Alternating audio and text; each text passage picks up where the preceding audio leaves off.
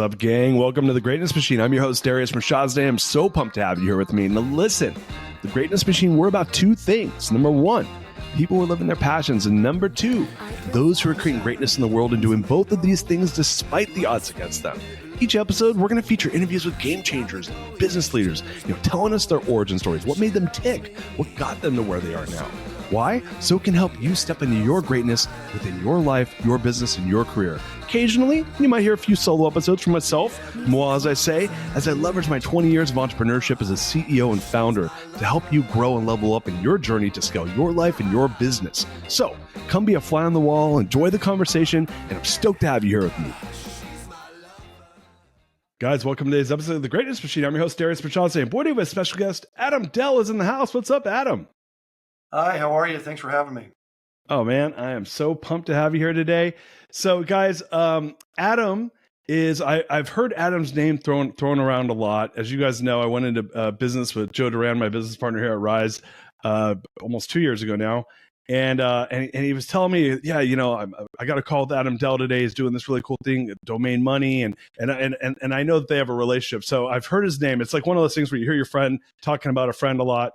And so fast forward to, I don't know, a couple months ago, my PR agency reaches out to me at Street Cred, and they pitched me on Adam, and I'm like, hey, you guys like you guys know that I'm your client, and yeah, of course Adam could come on the show. So definitely took the offer to from Street Cred to get Adam on the show. I've been wanting to meet you because I've heard so many great things about you, and yeah, man, just really pumped and grateful to have you on the show today to learn about all the awesome things you've done in the world of entrepreneurism.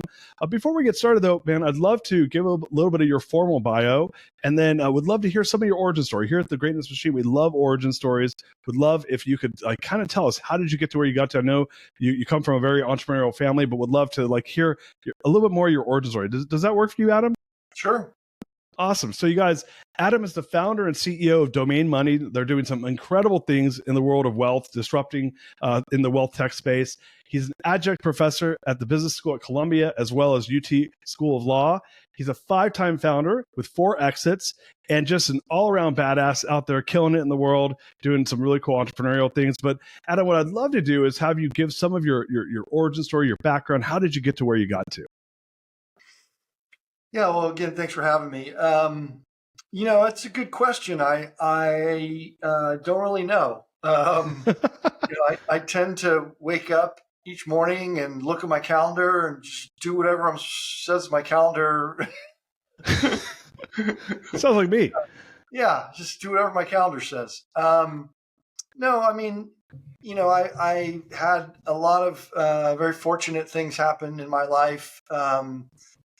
Maybe the most meaningful from an entrepreneurial standpoint is just to have a front row seat to see what Michael has been able to do with Dell Technologies over a many decade period of time, and that really opened up my eyes to the potential of value creation and really innovating business models, particularly using technology.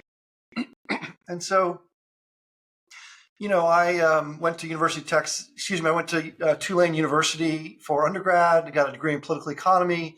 Then I went to the University of Texas School of Law, where I ended up teaching for a bit, as you mentioned. I started practicing law right out of law school, and then I got into the venture business when I was about 27. I was fortunate enough to get a job as a young associate with a venture firm called Crosspoint Venture Partners, which was started by a legendary VC by the name of John Mumford. And John really was unique in his work in that he was both a venture capitalist, but he was also a very active entrepreneur and incubated a number of companies while he was investing. And that really sort of set the tone for me over the course of my career. And so I incubated a number of businesses as a VC. And it took me a while, but I realized that I really just enjoy the entrepreneurial piece of it more than I like the investing piece of it. So, incubated a business around providing backup email systems to corporations. That business grew to about 50 million revenue, and then we sold it. While I was at Crosspoint, I kind of got fascinated by Microsoft's collaboration suite, SharePoint, and thought that there would be vertical versions of that. And so worked to create something with another founder that became Buzzsaw, which was a collaboration software for the commercial construction industry, which Autodesk ended up buying. And I remember very distinctly sitting at home on my phone using Mint and being very frustrated by how clunky the product was and how little you could do with it. Mint was really a dashboard about your past. It really wasn't anything you could do about your future. And I thought that there was an opportunity to reinvent Mint and started a business called Clarity Money, which was a direct competitor to Mint. We were very fortunate to grow quite quickly. In less than a year, we had over 1 million users, and Goldman Sachs bought that business. I joined Goldman as a partner and was their head of product at Marcus, built the Marcus product suite. And then I left Goldman and started Domain Money. And what we're trying to do at Domain Money is to basically reinvent how financial planning is done and to whom it is accessible.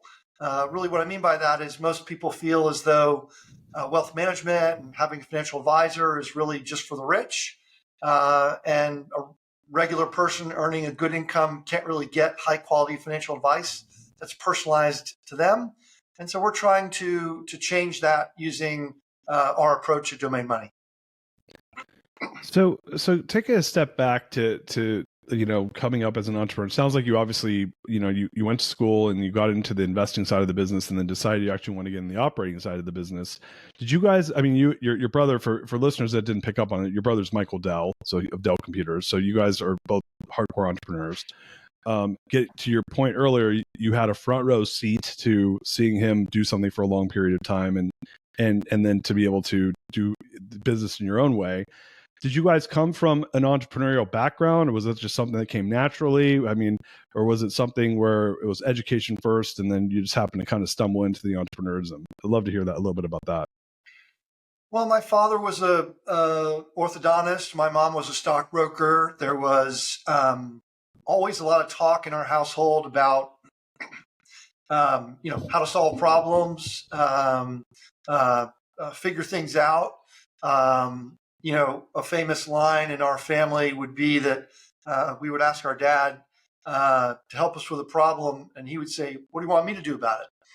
And it was really kind of a brilliant strategy because it, one, got him out of whatever thing we wanted him to help us with, but more poignantly, it taught us self-reliance and it taught us to figure out whatever problem we faced. And that's really at the core of what it is to be an entrepreneur. All entrepreneurship is, in my mind, is a series of problems and puzzles you need to figure out and just keep working at it. And so if there's any environment that was the genesis of the entrepreneurial spirit in our home, it was that. And so when you start to look at these different businesses, whether it's starting a business that got acquired by Goldman or Autodesk. Funny enough, I know what Autodesk is because my brother-in-law is in commercial architecture and he's been creating technology for Autodesk. So this is the second time I've ever heard of that company. So it's a massive company that builds technology for commercial, construction business, and probably others. Building businesses and exiting businesses are two different things, and in the world of entrepreneurism, I think that there's this idea, I think many people, at least I know, who are founders and entrepreneurs, they get into, entrepreneurism and they have this kind of like romantic idea that, I'm going to build this great business. A lot of them, depending on how ambitious they are, might say, I'm going to build a unicorn and then I'm going to exit and I'm going to have all this money and then I'm going to do whatever the hell I want with the rest of my life. I think many times people figure out that A, that's not really what happens most of the time. And B, when it does happen, I've seen this happen many times where people exit and they're like, well, now what? I still have the same creator energy to go build something, but the money thing is less important. Now it's just about building cool stuff. For yourself though, like being a 5-time founder and 4 exits, like that's and you've had some exits to some massive companies. Like, what do you think like created those exits? Because I think that that's pretty unusual to see that type of a track record.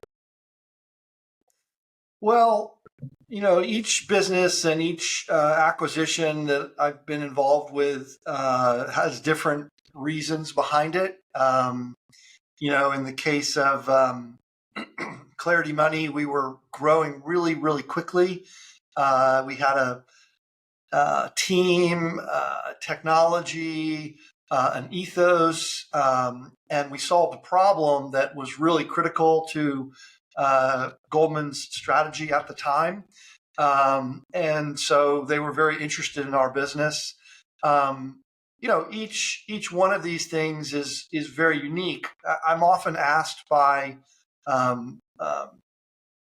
people at the company, at Domain Money, or even prior startups, what's the plan? Who are we going to sell to? What's going to happen?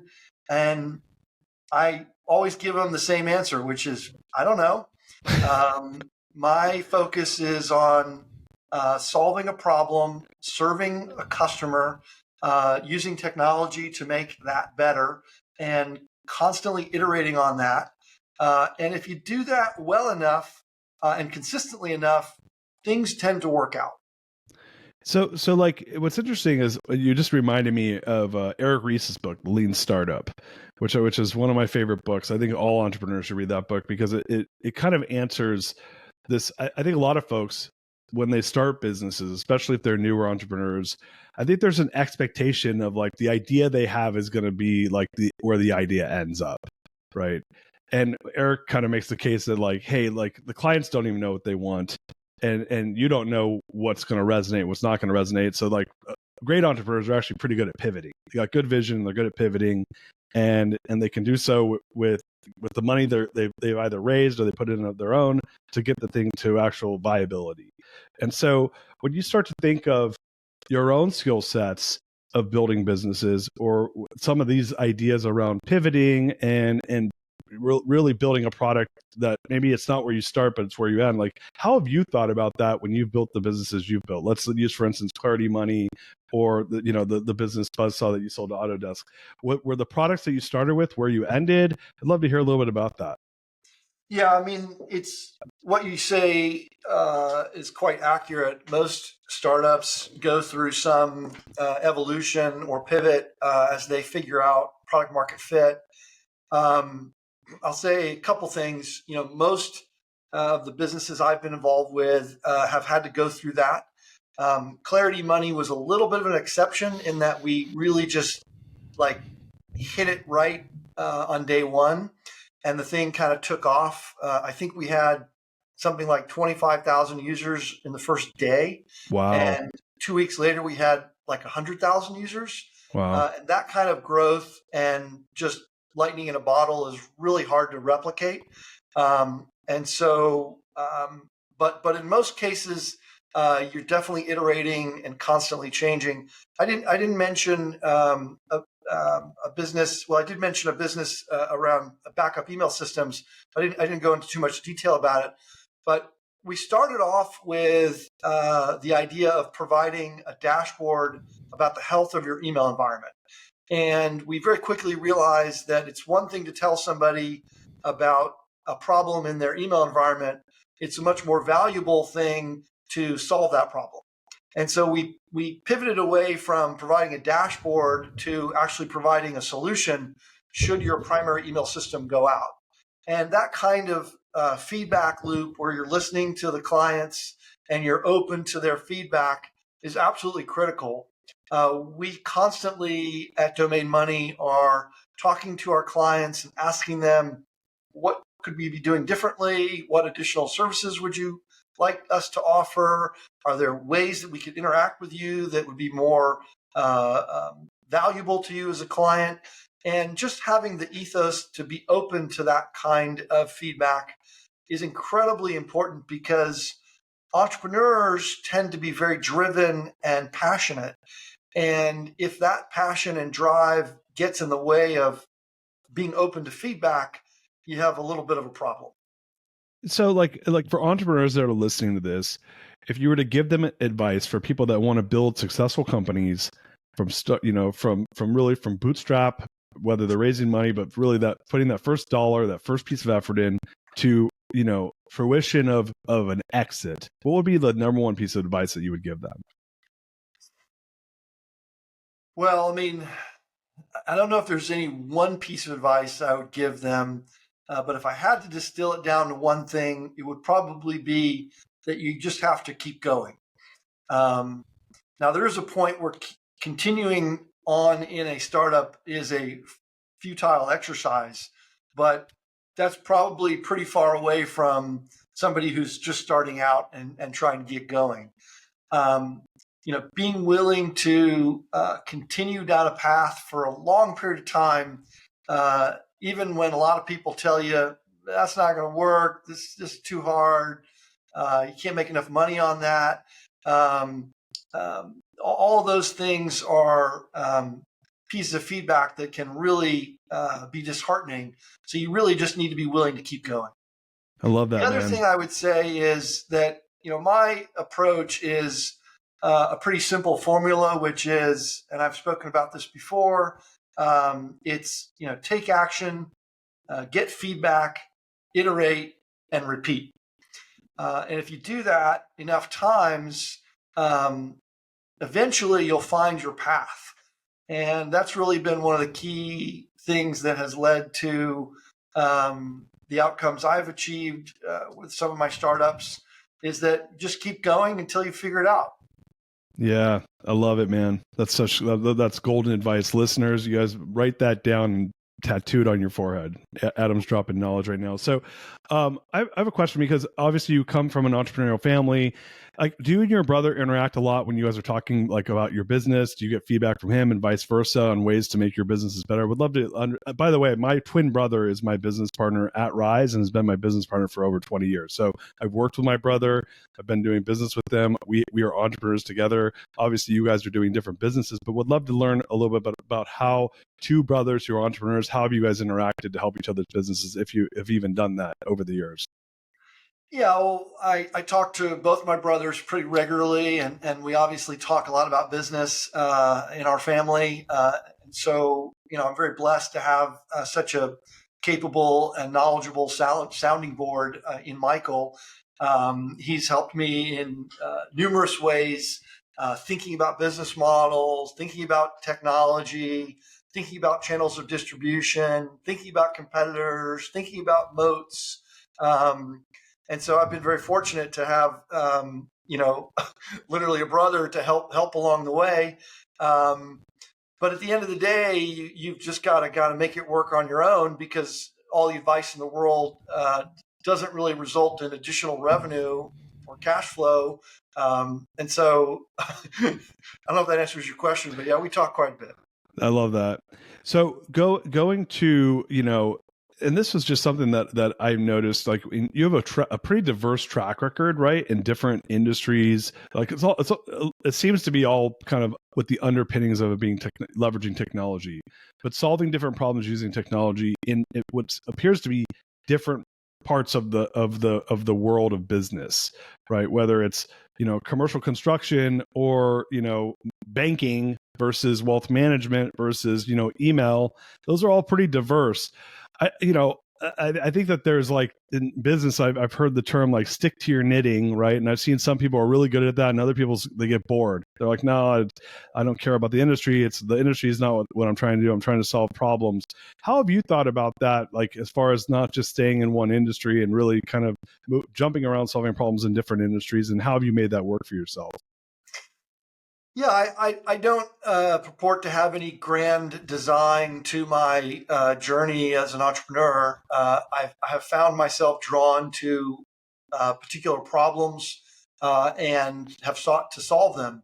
In the case of Message One, which turned into a backup email system business, it really grew out of my own frustration setting up email for my office. I found the process to be cumbersome and complicated and not very stable. Now, this was long before web-based email.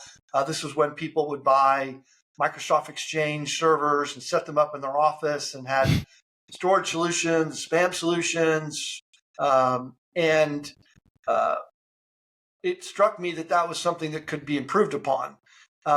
Similarly, with Clarity Money, I was a customer of Mint, and I thought the product wasn't great, and thought it could be improved upon.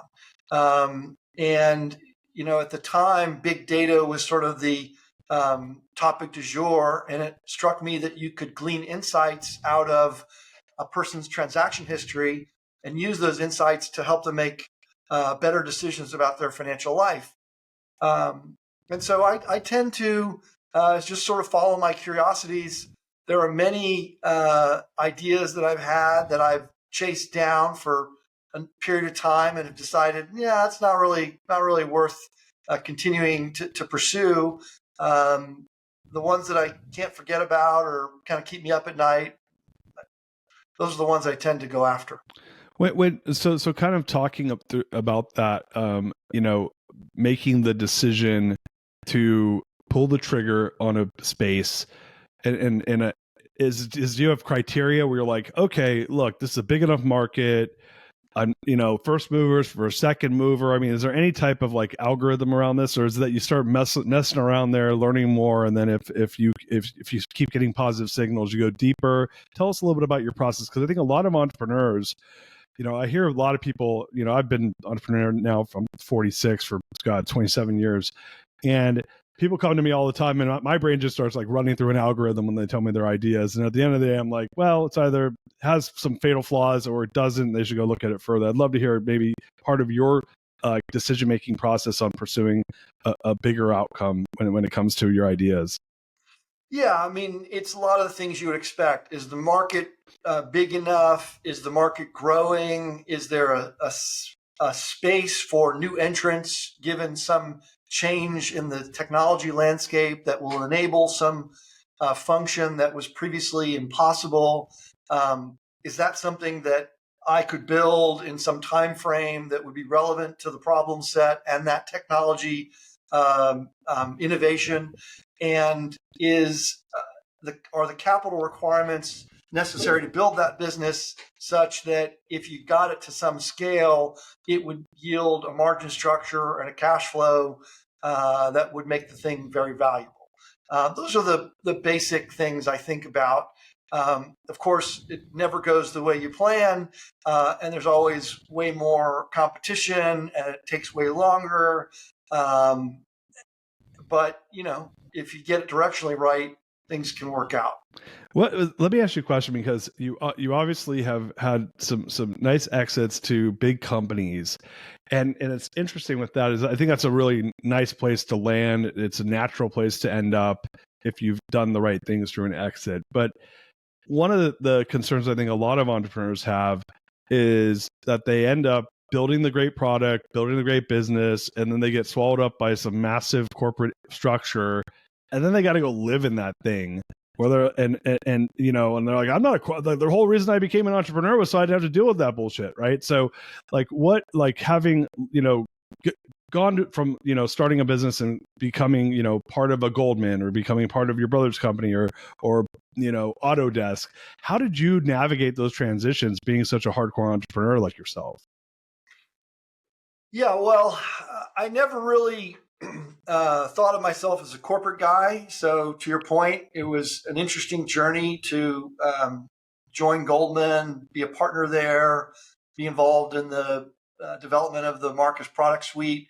I sort of took the experience as, okay, well, what can I learn from this? What is this machine, Goldman Sachs, doing in consumer finance? What are the levers that they have that can create a unique competitive advantage in the consumer business? And so I was very intrigued by the prospect of having so many resources and such a powerful machine behind me to go build out the consumer business at Goldman. That was kind of an exciting thing for me at the time. Not something I thought, oh, one day I'd like to go run a big, product team at a big wirehouse like gee, what will that be like? Wasn't something I woke up thinking about, but I really enjoyed my time at Goldman. While I was there, we launched the Apple Card. We did a lot of innovative things at Marcus, um, and I learned a lot. I never spent any time thinking about ACH rails or uh, interchange fees or how banking works. It really wasn't something I'd spent a great deal of time thinking about. I was much more on the consumer finance, which is like, how do I manage my bills, cash flow, credit cards, debt, all that stuff. But as I got into thinking about the infrastructure of banking after having spent quite a bit of time inside Goldman, it really opened my eyes to a lot of things I didn't know about. And I found that very inspiring and interesting because I was learning a lot. I love to learn new things. Curiosity is at the core of entrepreneurship. And so it was a fun, interesting experience. And so from that, was that where Domain Money, was it born out of that experience at Goldman, or was that something that came afterwards? Yeah, well, full disclosure, when I spun out of Goldman, I took a core team with me, and we were pursuing a alternative investment strategy that involved crypto and other investments, other asset classes, and we pivoted away from that. And a lot of my thinking around wealth management was informed by my time at Goldman. I spent quite a bit of time with the ACO product, which is Goldman's corporate wealth solution. Went deep into that product and really understood how financial advice and wealth management was delivered to employees of big companies through partners like Goldman. And it really struck me as something that was pretty archaic. And so it informed a lot of my thinking about wealth management. One of the things that we try to do at Domain Money is to really make the process useful and understandable. If you look at a financial plan generated by a typical wealth management firm, it's really 60 or 70 pages of stuff that most people don't comprehend well. There's Sharpe ratios, there's Monte Carlo simulations, there's all kinds of stuff in there that is just really hard to translate into, can I afford this house? Right. Can I retire when I'm 57? Can we afford to pay for college for the kids? And how much do we need to save in order to do that? And so if you go to domainmoney.com and you look at our website, you'll see an example of one of our plans. And our plans are written in really plain English. And they say things like, Charlotte will go to college in 12 years.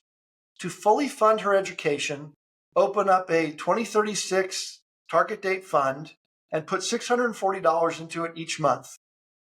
That's it. That level of prescriptive advice that's highly specific to a person, given the goals they've told us they care about, is really at the core of what we try to do at Domain Money. Give very actionable, specific advice around a goal that the client has articulated to us. And that's it. And if you compare that to traditional wealth management, which is, hey, let me wave my hands, let me talk about some stuff that's probably a little bit complicated for you to understand well because it's not your world. Let me explain why this is so special and unique, and you're going to get special access to it. A lot of that is smoke and mirrors. The truth is that clearly presented, actionable financial advice is at the core of good financial planning and good wealth management. And that's what we endeavor to do at Domain Money, independent of selling products or asking people to move their assets.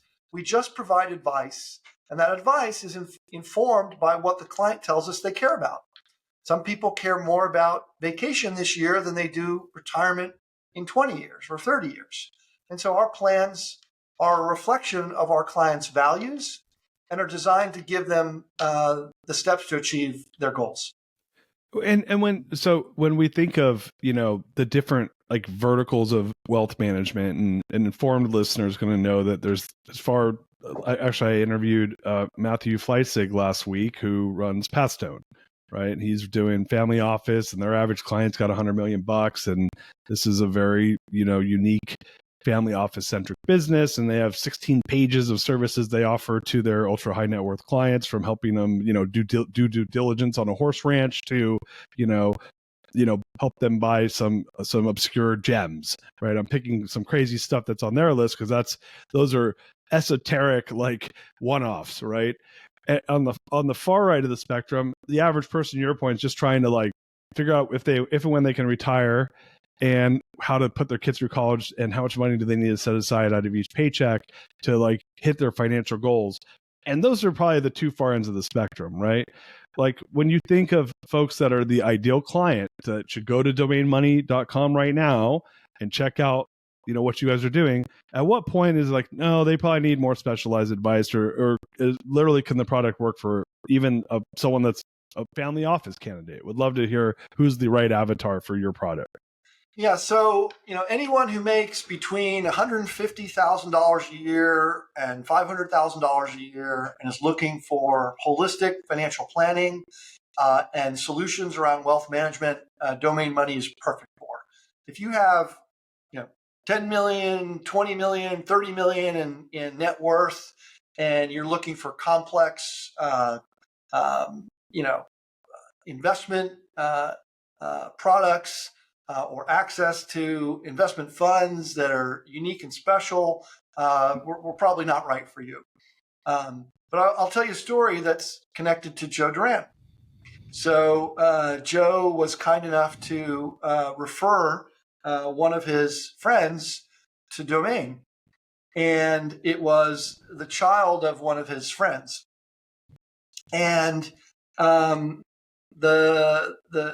child was, had pretty good income, but was, early in their career and was really looking for some sound financial advice that could help them make the right decisions for the next couple of years. The parent, the friend of Joe, was so impressed by the plan that we generated for their child, they became a client.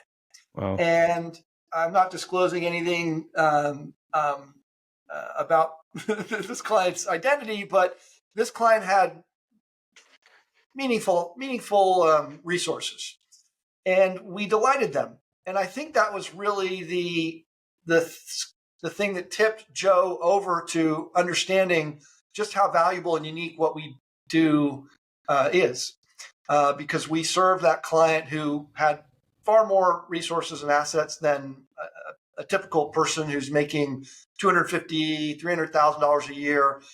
This person had far more resources than that. And we delighted the heck out of them because we gave them the same thing we give all clients: a prescriptive, clear set of actionable steps to take to help them achieve their goals. Love that, man. So let me ask a question. So, because one of the things I've worked with a few different financial advisors in my career, and I'm probably a more educated, client, from the sense of I call myself a pain in the ass, because I'm not like someone that's like, you just tell me what to do and I'll do it. I'm a person that's like, why are you telling me what you're telling me to do? And I have a pretty strong perspective on what the markets are going to do, and I'm usually wrong. And so I'm just you and all the active fund managers in the universe. But I'm okay. I'm okay knowing that I always say, I think this is what's going to happen, but who knows? I'm probably going to be wrong, because it's like the random walk down Wall Street. Directionally, I'm usually not that far off, but you never know. Economists, fund managers, and weatherman. It's the only three jobs you can have, be wrong more than half the time and still have a job. Yeah, exactly.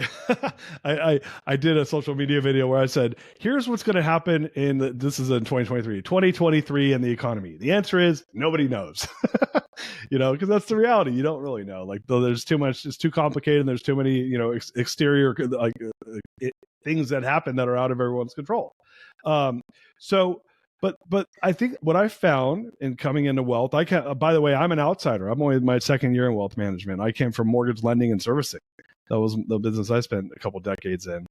And so coming into it, one of the things I've observed, which is one of the reasons I really like wealth management, is that I think inherently people are afraid of their money. They make bad decisions with their money left to their own devices. They're afraid of their money. And so I think that a lot of times wealth managers, to your point, give a plan. They're like, hey, here's what you should go do. Here's what we're going to do. And here's why we're going to do it. And here's what the numerically what should happen if we do that, or what could happen. And then B, they help people not make bad decisions or make bad decisions at the wrong moment.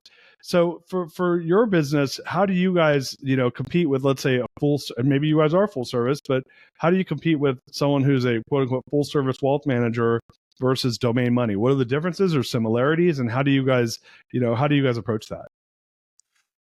Yeah, so a couple of key differences. We don't charge asset under management fees of any kind. We just offer a flat fee service. The second is we don't advocate for any individual products. So we're not pushing any products to our clients. We just present them with advice. And that's probably where the distinctions stop. If you want to meet with your domain money dedicated advisor 4 times a year, you can do that. If you want to get an update on your financial plan 4 times a year, once a year, 3 times a year, whatever you want, you can do that. If you feel like you're in good shape and you want to skip a year, you can do that. If you want to have your investments analyzed and reviewed every month, every quarter, once a year, you can do that. So we offer a very comprehensive set of services. We offer estate planning. We can help with trusts and wills. All the things that you need to have a holistic wealth management solution, we offer. What we don't do is we don't push you into products, and we don't charge you a percentage of your assets. And so for someone, let's say that's, outside of the fee structure, are you guys acting similar to a traditional RIA, but the fee structure is different, or are you like leveraging technology to overcome the client service differences? Or like, because that was the first question that popped in my mind. It's like, okay, if you're charging a subscription fee, and I just kind of know what your guys' fees are because I've talked to Joe about it. And I know what a traditional advisor charges. And there's, you guys are definitely like leveraging for someone that's not going to pay as much, right? It's much more efficient, or at least cost effective, to go with the domain money. How do you make up for the difference for, let's say, more complex clients or higher client needs? Because the more the client needs, the more manpower, the more expense. Are you guys leveraging technology for that? I'd love to learn more. So part of it is that we've made a real investment in technology to make the experience as seamless as possible and to reduce as much inefficiency in plan preparation as possible. But the other thing I would say is that because we charge on what is essentially an a la carte basis, which is you basically pay for what you need. We don't, lock someone into a set of services that are far beyond what they need. And because we have focused on a very narrow segment of the wealth management space, right? Clients who have, relatively high household income, but aren't, people who have $20, $30 million in assets. We've really targeted a segment of the market who have a relatively specific set of needs. And because we focus on those client types, we're really able to narrow in on the advice we give and the way we give that advice. And what's a little bit different about our service is that we basically take you on a journey. And that journey involves really you discovering what really does matter to you. And we use a little bit of clever psychology to get you to reveal what your deep goals are, and prioritize those goals. And then we just collect everything about your financial life. You dump it all into one secure digital folder, and we get to work and we analyze all of it. Lease agreements, mortgages, pay stubs, investment accounts, your 401k, your IRA, whatever other assets you have. And we distill all that down into a holistic financial picture, which we put into a financial model. And we say, okay, well, this is This is what your cash flow looks like. This is what your spending looks like. This is what your investments look like. This is what your retirement looks like. This is what your college savings looks like.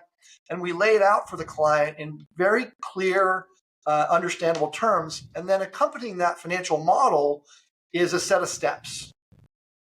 And it's just a very well-defined experience. And clients walk away with, okay, I know exactly where I am on all the major topics: retirement, college, house, cash flow, expenses, all that stuff. I know exactly what I'm supposed to do to achieve the goals I want. And I've got a person who knows me and knows my goals and knows all my information, who I can ask a question to at any time. I can log in, I can open the app, I can send the question, I can schedule another meeting with them, I can walk through something with them. If I want them to help me set up a Roth IRA, they'll do that with me. And we charge the client based on what they tell us they need. And I think that a la carte, pay for what you need approach really appeals to people, especially a generation of people who grew up in a DIY world, right? They grew up with Mint, Clarity Money. They grew up with Betterment or Wealthfront. They grew up with going out and finding a high yield savings account from places like Marcus or Ally. These are folks who have tackled pieces of putting their financial house in order, but want help with the overall holistic management of it. And that's really where we come in. So that's how we do what we do.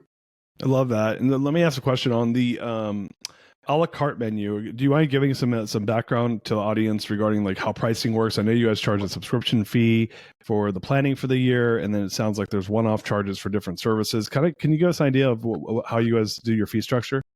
Yeah, so for our initial financial planning service, we have 3 tiers of service: $2,800, $4,800, and $7,800.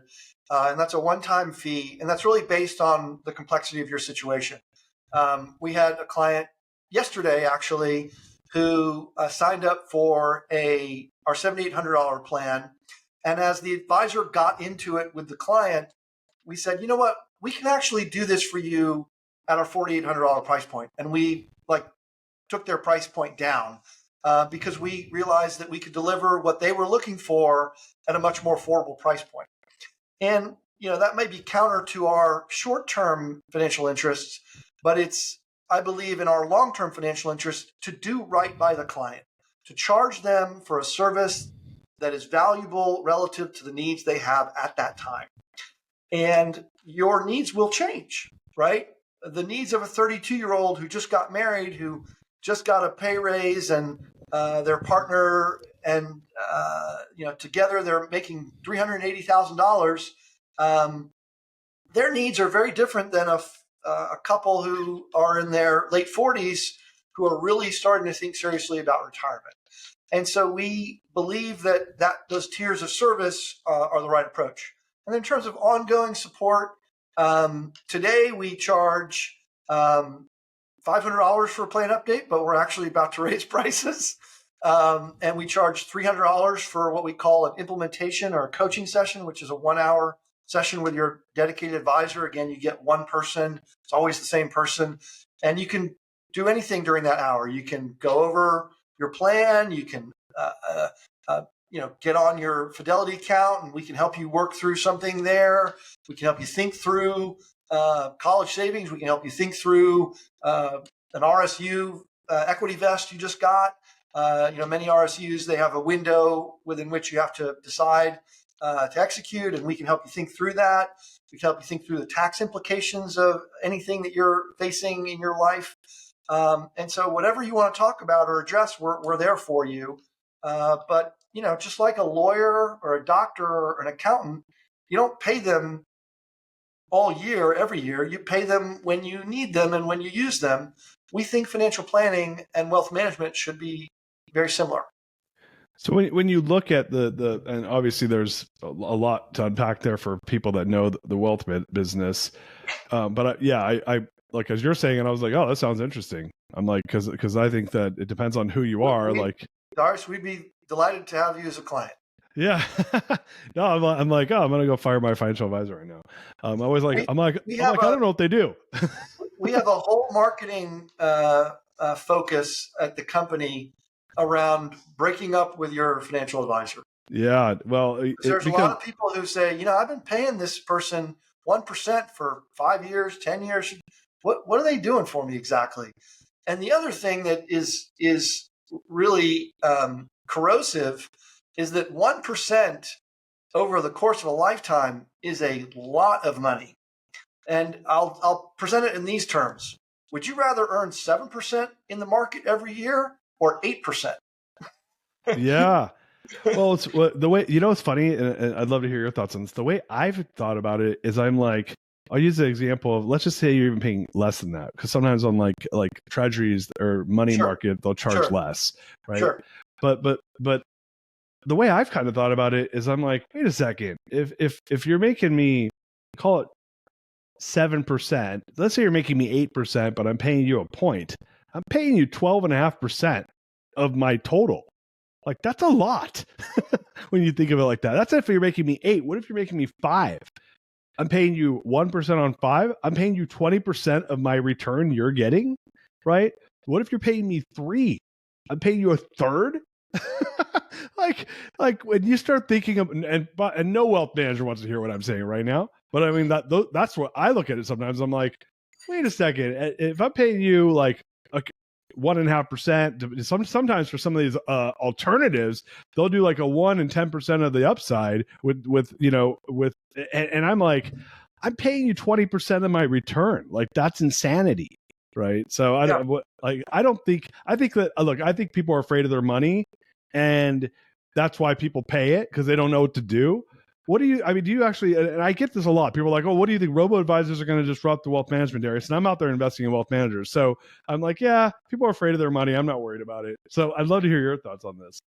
Yeah, so I'll say a couple things. There is great value in having someone you can talk to and working through the complexities of not just investment decisions, but how that all fits together with taxes, insurance, retirement, college savings, your house. All of those things are interconnected. And so it's not just about what's the absolute return on your investment. It's also about how those pieces are impacted in aggregate. And so if you're asking me, what should you do with your money? What I would say is, I encourage you to go look at the many statements made by folks like Warren Buffett or Mark Cuban, or even large investment firms like Goldman Sachs, wherein they essentially say, for most people, and again, I'm talking about the people who have, pretty good income, are working their way through their life, haven't amassed, tens of millions of dollars, but just most folks who are doing quite well in their life. The advice that those guys give is buy the market, stay in the market, be tax efficient, and leave it alone. And we help clients do that, but we also help them do that in the context of other things they want, right? So there are people who say, I really want to have a real estate portfolio. I really want to have access to real estate. Okay, we'll help you do that.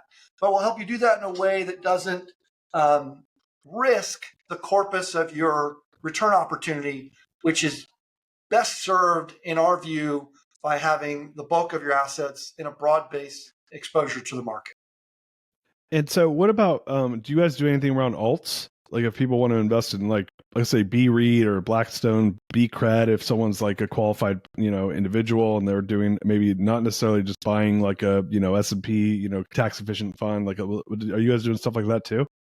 Yes, we have lots of clients who ask us about those kinds of alternative investment products, and we help them navigate that. We, again, do it in the construct of what is their overall portfolio, and to ensure that they don't become overexposed or over concentrated in any asset class. A lot of the issues that many of our clients deal with is concentration risk. Right. And that's a big thing that we help clients navigate. And so we absolutely address investment products like that for clients all the time. Love that. So when you start thinking of this business, you guys, you started the business out of Goldman Sachs. You've been doing this for a couple of years.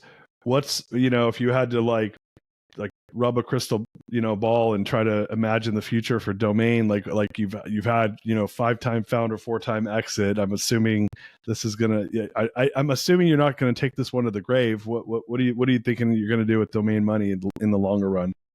Well, like I said earlier in the podcast, I don't know. We want to serve clients, deliver them a really valuable experience, and make them feel like they've got a partner in their financial journey.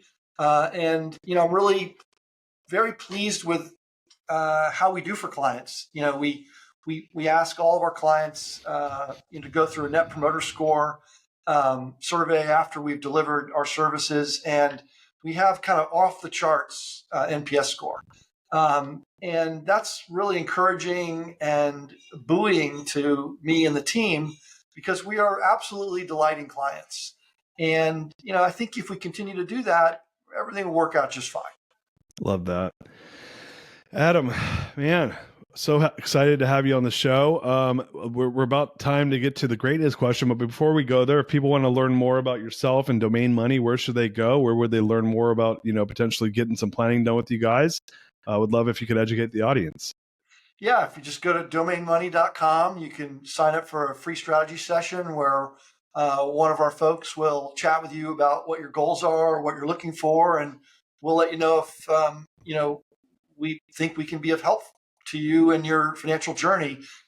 We tell clients or prospects who come to us all the time, we don't think we're the right fit for you. We really take clients where the match is quite high. And so if folks are interested in the services we provide, domainmoney.com is a place to go. Sign up for a free strategy session. Stephanie or Katie or Brian or Adriana will be happy to help you. Awesome. You guys, we'll go ahead and put that in the show notes, but go to domainmoney.com, check it out. Adam's doing some amazing stuff over there. With that said, are you ready for the greatness question, Adam? Hope so. All right, let's do it. So what is the number one barrier to creating greatness that you've overcome in your life, and how have you overcome it? Well, it harkens back to something I said earlier, which is just grit and an unwillingness to give up. One of my investors once described me as a dog with a bone, which is I just will not stop until I figure it out. And that has absolutely served me well in my entrepreneurial journey. And it's a very important part of it, which is you just have to be willing to keep going and keep trying. And if you make enough good decisions along that journey, things can work out. Love it, man. Guys, just what I love about the show is there's always like so many jewels of knowledge, and you drop so many knowledge bombs here for our audience. For listeners, I know a lot of you are entrepreneurs. There's so much here, so much gold that we got on this episode. Go ahead, share this with your friends and with other entrepreneurs you know. And Adam, just so much gratitude from us here at the Greatness Machine. We really appreciate you coming on today, sharing all the things that you've learned along the way. Thank you so much, my friend. Thank you so much for having me. It was great. A lot of fun. Definitely. You guys, until next time, peace out. We love you. You are listening to The Greatness Machine, and that's a wrap for today. Listen, if you love what you heard, subscribe to the show on whatever podcast platform that you're tuning in on so that you don't miss any of our future episodes. We have tons of great people coming on, and we're stoked to have you here to enjoy it with us. Leave us a review. Tell us what you love most about this particular episode. We love getting the reviews. We love to see what you guys love most. And if this particular episode, made you think of someone who's leveling up in their business and in their life, print screen, share it with them. Leaders are the best givers. And after all, we're all here to support and grow with each other. And in case you want to see some of the fun behind the scenes shots or some of the things that we're doing, I'm actually writing about this in my weekly newsletter. Go to www.therealdarius.com and subscribe to my newsletter. We're talking about fun things like business and life and mindfulness and cryptocurrencies and gosh, I don't even know, everything and anything, but it's tons of fun stuff I write about. I try to get it out on a weekly basis. You can subscribe at www.therealdarius.com. And with that said, look, thank you guys so much. I appreciate you. I love you. Peace. We're out of here. See you guys on the next one. She's my lover.